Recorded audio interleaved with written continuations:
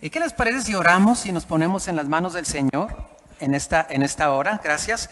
Vamos a orar, vamos a ponernos en las manos del Señor y vamos a pedirle a Él que Él hable a nuestros corazones. Esta palabra que voy a compartir, yo iba a predicar el domingo pasado, sin embargo, pues por la situación que sucedió, la llevaba a la mitad cuando me dio toda esta crisis física.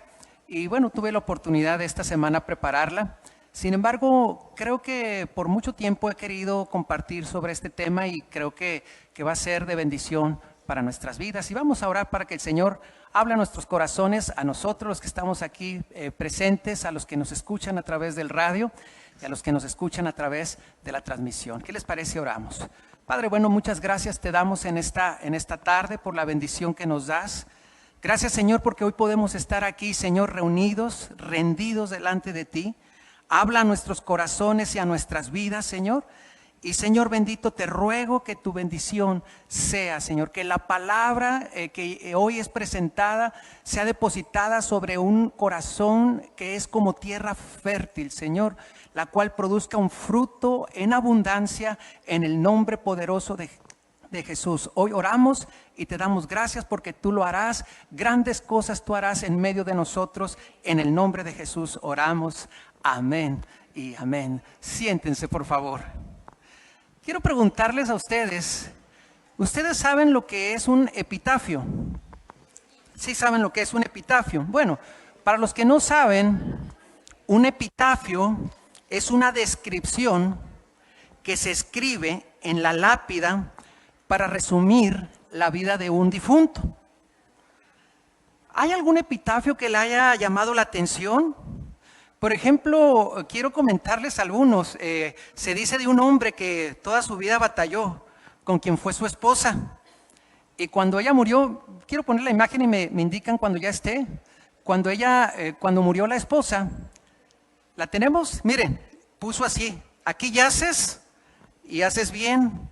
Descansas tú y yo también. En paz, tu esposo. Bueno, ese es uno. ¿Cuántos de los muchachos que están aquí les encantan los videojuegos?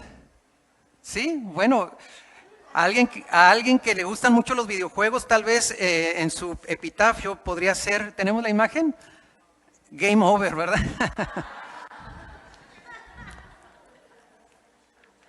Entonces, yo estuve buscando epitafios de famosos y me llamaron la atención algunos. Epitafios de diferentes personajes. A ver qué les parece. Shakespeare, ¿verdad? En 1616 que él muere, se dice que él mismo dictó antes de morir su epitafio. Y fíjense lo que puso él en su epitafio. Buen amigo, por Jesús, abstente de cavar el polvo aquí encerrado. Bendito sea el hombre que respete estas piedras y maldito el que remueva mis huesos. Oh. O sea, le aventó como que déjenme descansar en paz. En el año del 93 murió el comediante mexicano icónico Mario Moreno Cantinflas. Y en su epitafio, fíjense lo que dice el epitafio de Cantinflas. Dice, parece que se ha ido, pero no. Y luego, si nos vamos a la historia universal, tenemos a Alejandro Magno, Alejandro el Grande, el gran conquistador, en el año 323 a.C. Y miren lo que dice el epitafio de este gran conquistador. Una tumba es suficiente para quien el universo no bastara. O sea, como que fue un gran conquistador, pero al fin de cuentas terminó de la misma manera. Y alguien más contemporáneo de la historia moderna, el reverendo Martin Luther King, en el año de 1968, en su epitafio dice, libre por fin, gracias Dios Todopoderoso, libre por fin. Bueno, son epitafios de famosos, y debe haber muchos epitafios más de famosos, pero hagamos un alto y pensemos por un instante.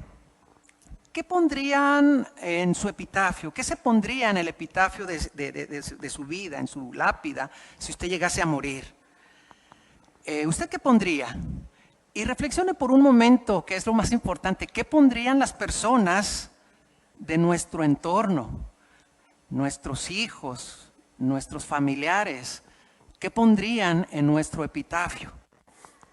Yo quiero platicar, mi suegra fue una mujer ejemplar en muchos sentidos, y los que tuvieron oportunidad de conocerla saben de lo que estoy hablando. Cuando ella muere, unos meses después, como familia nos pusimos de acuerdo y para poner en su tumba una lápida con un epitafio, y escribimos un epitafio que dice lo siguiente. ¿Tenemos la imagen?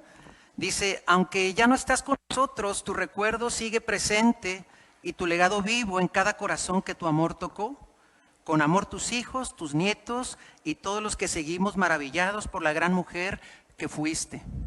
Entonces, si ustedes se fijan, sin duda este epitafio habla de una persona que tocó vidas, de su familia en primer lugar, y probablemente algunas personas que la conocieron de la congregación. Entonces, el día de hoy hablaremos sobre nuestra vida y hablaremos sobre el legado que cada uno de nosotros dejaremos. Ahora quiero decirles y quiero aclararles, esta predicación, como les dije, la tenía desde antes de caer en lo que caí. No crean que pensé que me iba a morir, que ando muy romántico y que el pastor se vio más allá que acá, pero sin duda, cuando uno está en una situación de estas, uno también reflexiona, ¿no?, sobre nuestra vida, sobre dormirse para una operación, una cirugía y con la posibilidad de no despertar. Sin embargo, quiero decirles que hoy quiero que hablemos sobre el legado.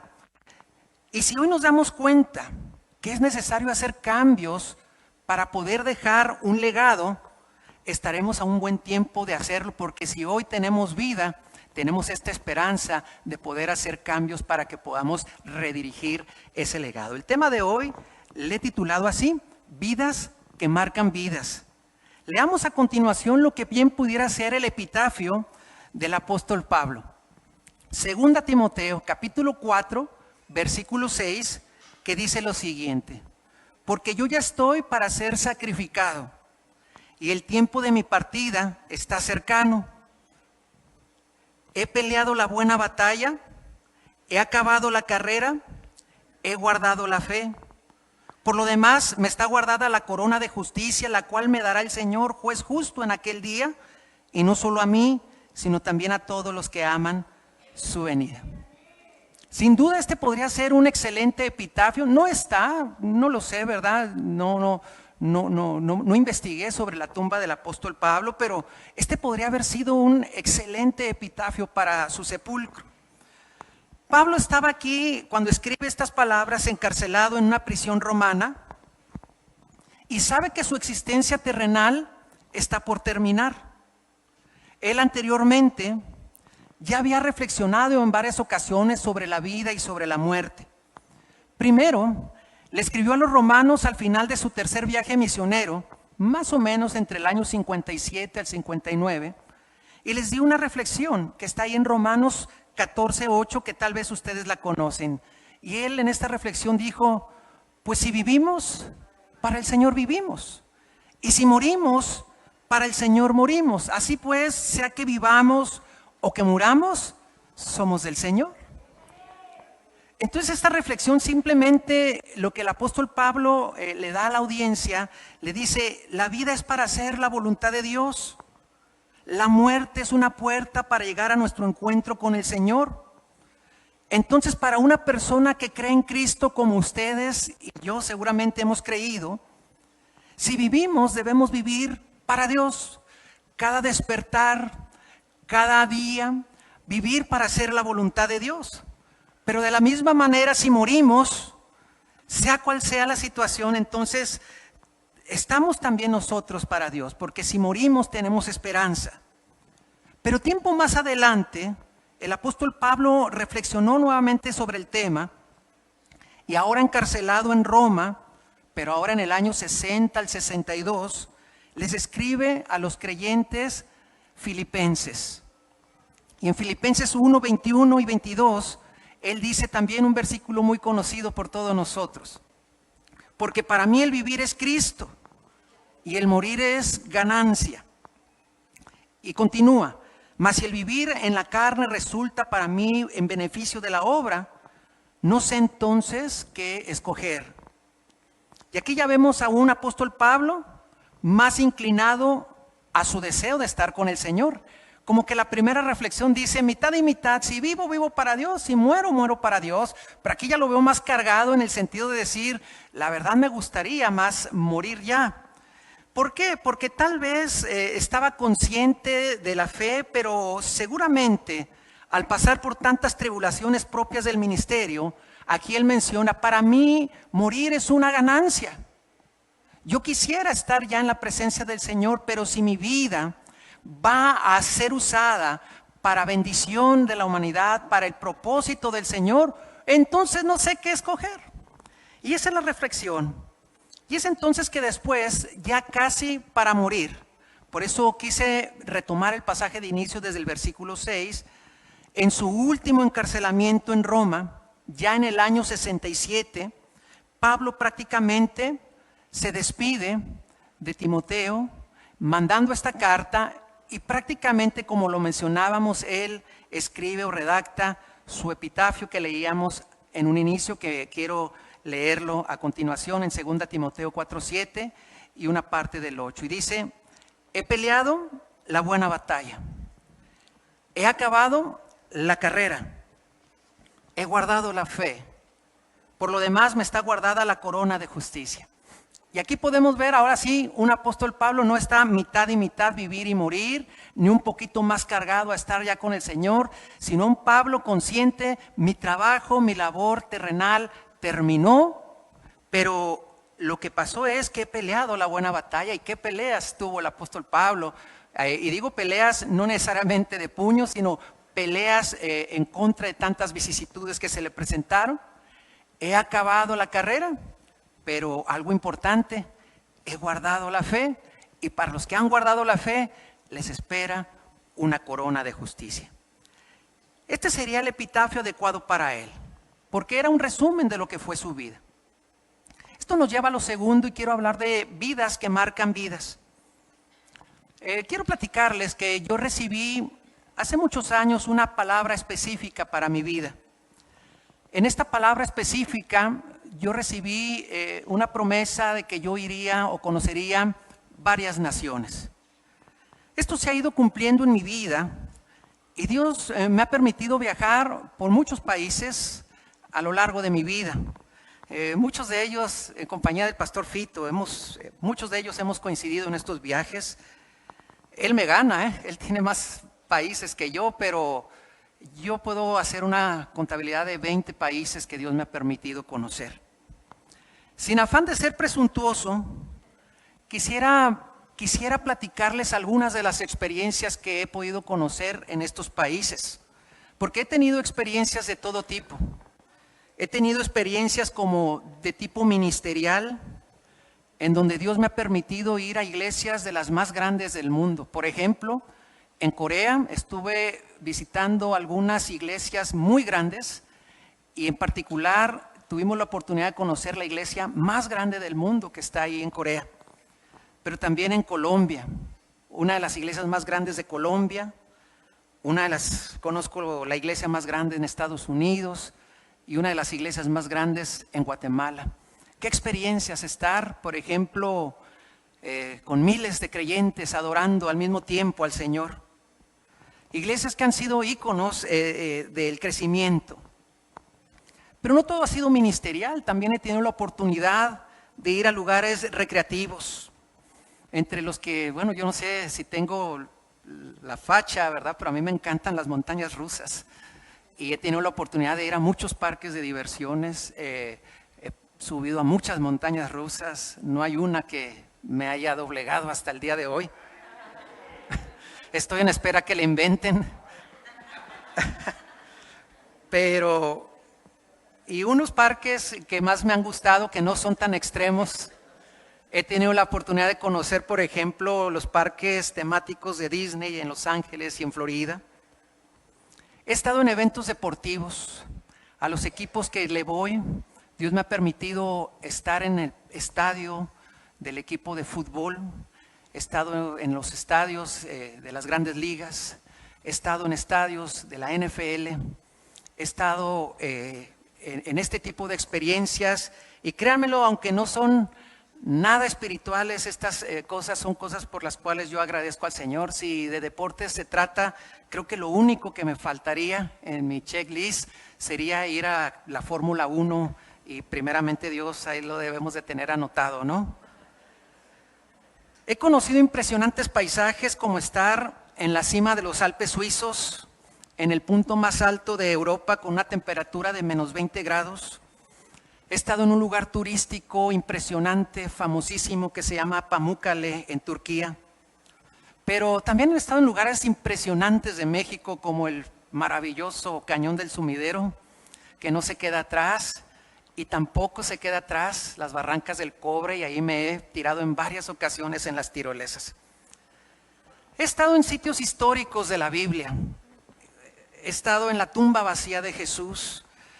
He estado en ese lugar donde dice, Él no está aquí, Él ha resucitado, y estuve ahí. He estado en la cima del Monte Carmelo, donde Elías derrotó a los profetas de Baal.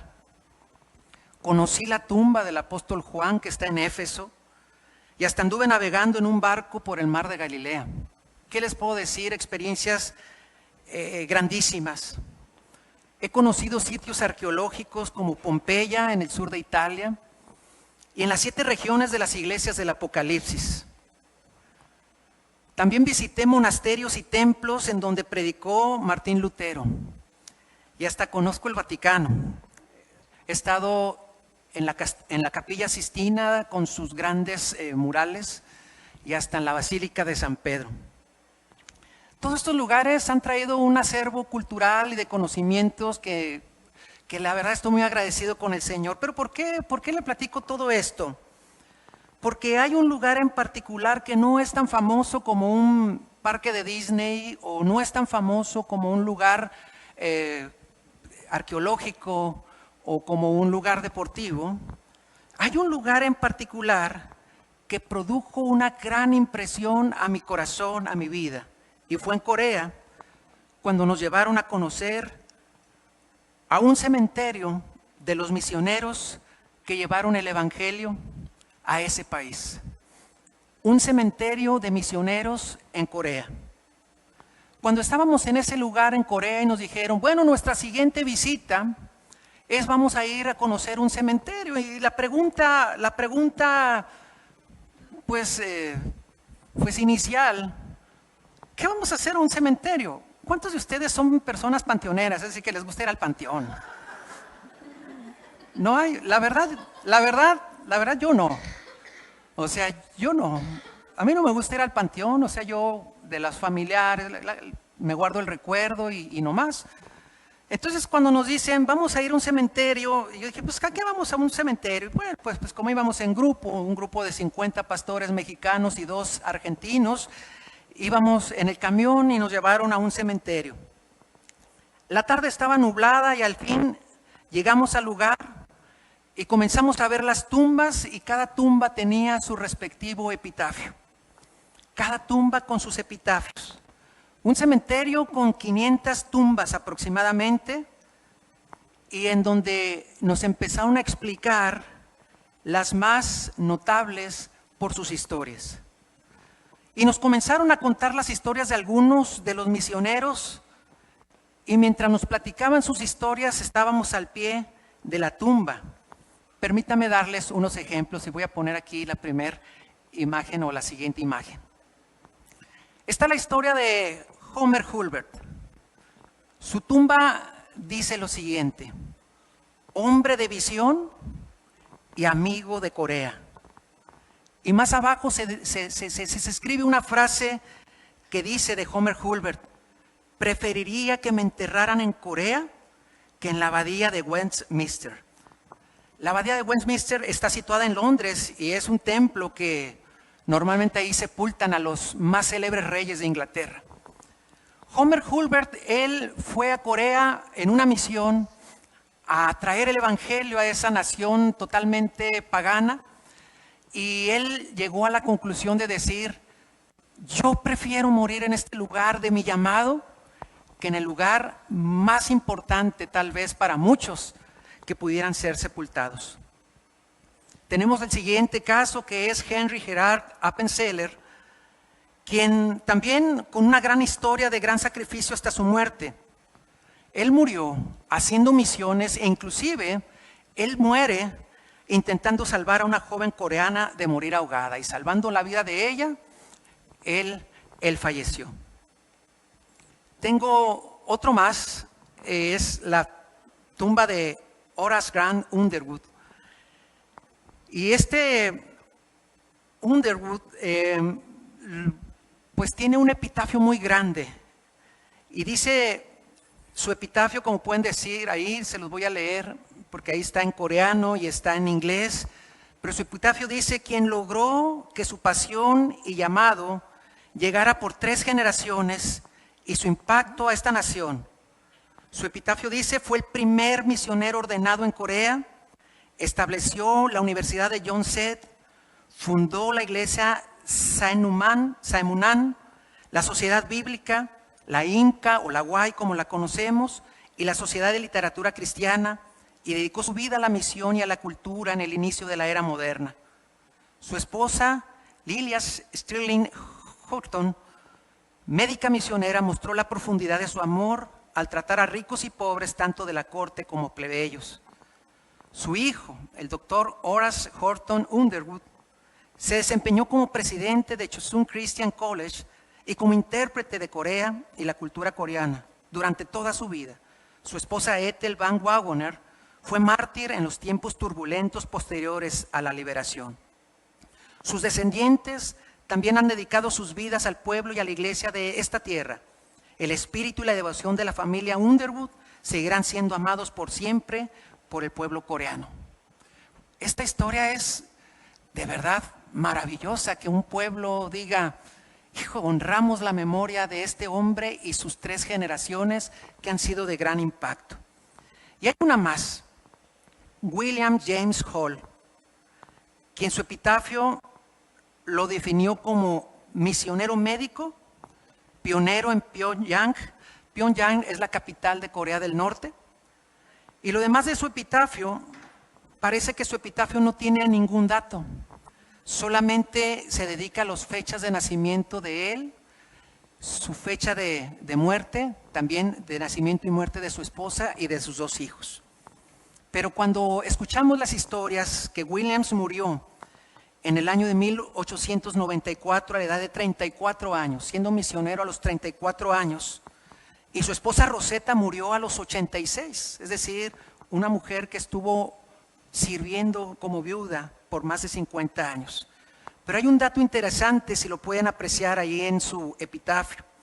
Su hijo Sherwood nació en Corea un año antes de que su padre muriera y falleció en Canadá a los 98 años. Pero él fue un médico misionero en Corea y posteriormente en la India. Pero su hija Margaret nació después de que su padre había muerto y murió a los 3 años a causa de un contagio. Estuvo este hombre en su nueva patria, Corea, durante solo 3 cortos años.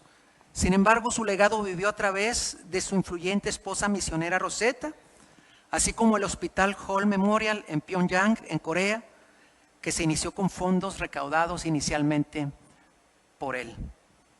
Entonces, estábamos escuchando estas y muchas historias de gente apasionada, de gente que había dado su vida, que había entregado todo por el llamado.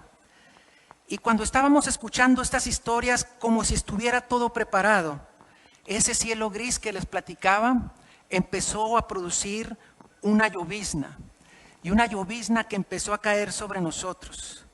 Los pastores que ahí estábamos, nadie nos movimos de estar ahí orando y dando gracias a Dios por el llamado que Él nos había dado.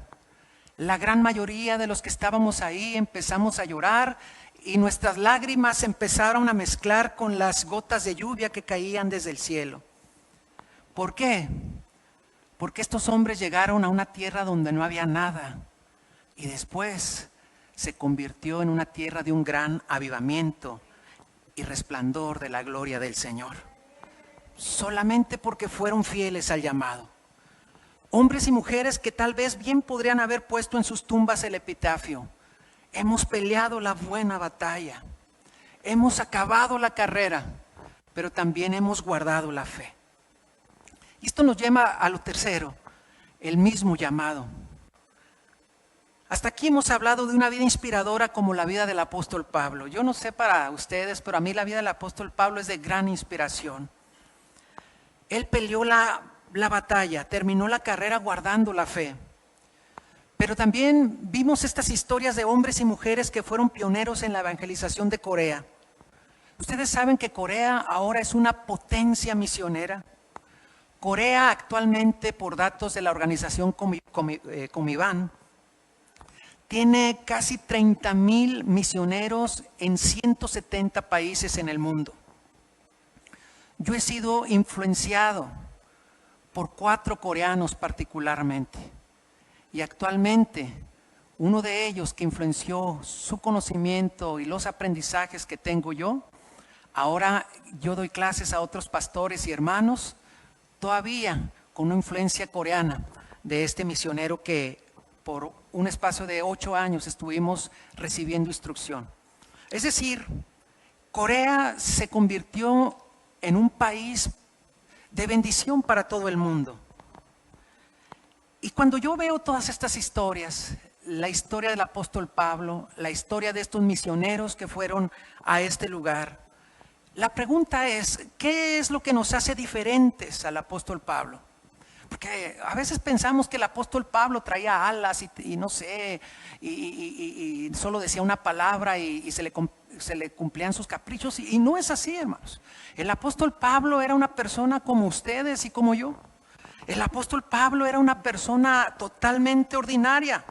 Él, siendo un pecador, tuvo un encuentro con el Señor Jesús y se arrepintió, tuvo una conversión. Y al igual recibió un llamado al cual él atendió. ¿En qué somos diferentes nosotros a los mártires pioneros de la evangelización de Corea? Ellos recibieron un llamado y fueron obedientes al mismo. Seguramente ellos nunca pensaron el gran impacto que iba a tener sus vidas al llegar a ese país. Un país donde no había nada de evangelio. Es por eso que después de lo expuesto me gustaría ir terminando formulando 3 preguntas. Sobre nosotros, si usted hoy muriera, ¿qué sería el epitafio respecto a su vida? ¿Qué se diría respecto a usted? ¿Podría decir su epitafio: un gran cristiano que entendió los tiempos de Dios y fue fiel? ¿O podría decir un hombre o una mujer íntegro y obediente delante de Dios? ¿O podría decir: aquí yaces y yaces bien, ¿verdad?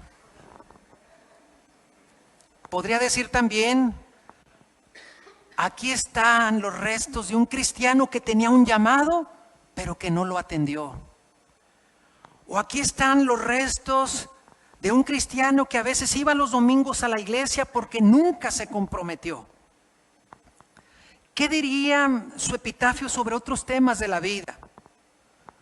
¿Qué diría sobre nuestra responsabilidad paterna? Aquí un gran padre o un padre ausente. Aquí un hombre que se dedicó para que sus hijos, o una mujer que fue una madre ejemplar. ¿O qué diría? ¿Qué diría sobre nuestra obra social? Porque no todo es espiritual. ¿Qué diría sobre lo que nosotros dimos en favor de los demás? En fin, un epitafio, hermanos, es solamente el reflejo de una vida. No podemos decir que el epitafio nos engrandece, porque el epitafio solamente describirá la vida que fuimos, lo que hicimos o lo que no hicimos. Entonces debemos estar interesados en que nuestra vida pueda marcar otras vidas, porque tal vez no podemos tener ni idea de la trascendencia que puede tener nuestra vida en la vida de alguien más. Y de esta manera, que cumplamos el llamado que Dios nos ha dado para vivir según la voluntad de Dios expuesta en su palabra. La segunda pregunta, ya dijimos, ¿qué diría? Probablemente usted ya pensó, ¿qué diría? Pero la segunda pregunta sería, ¿cómo le gustaría, cómo quiere que diga su epitafio?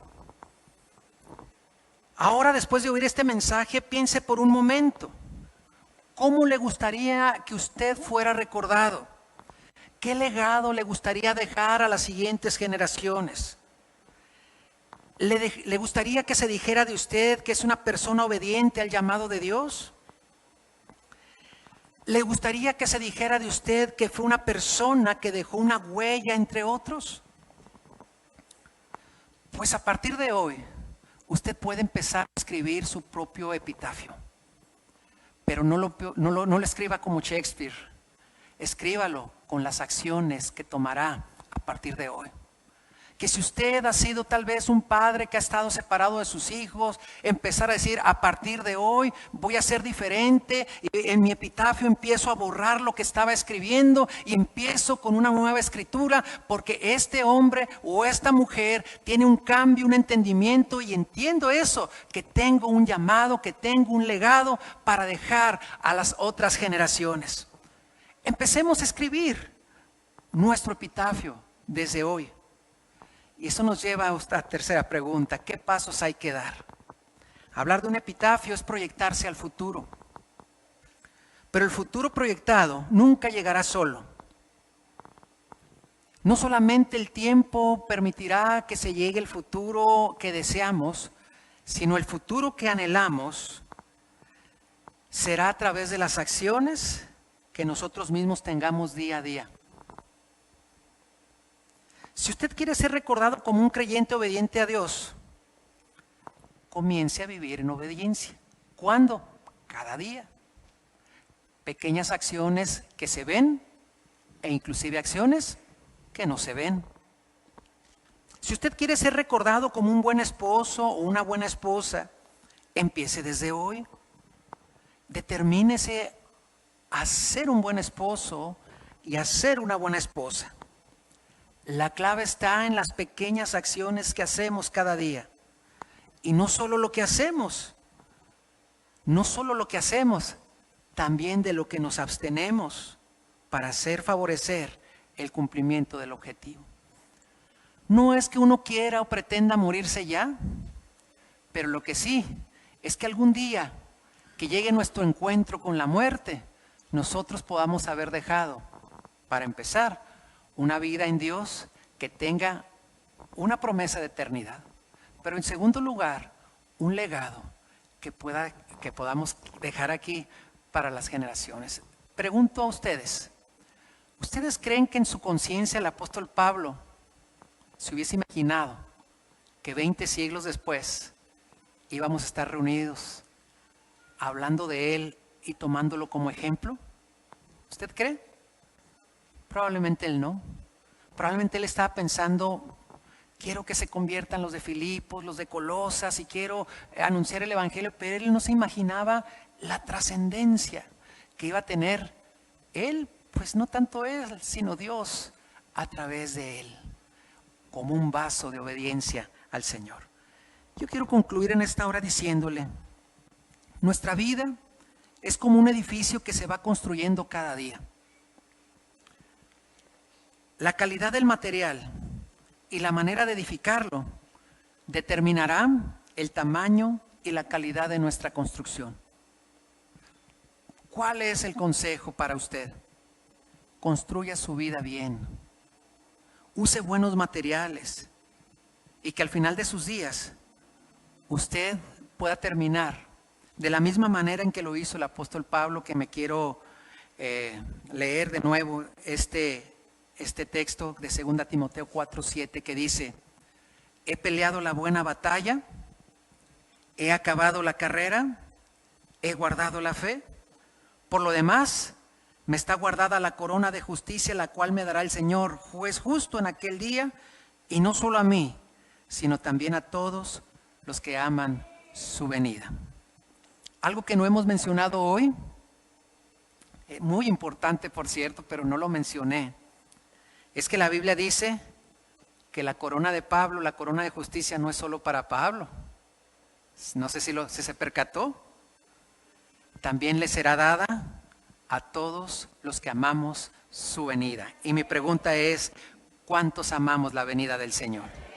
Amén. De esta manera, creo que podemos sentirnos identificados con esta vida, la vida del apóstol Pablo. Póngase de pie, por favor.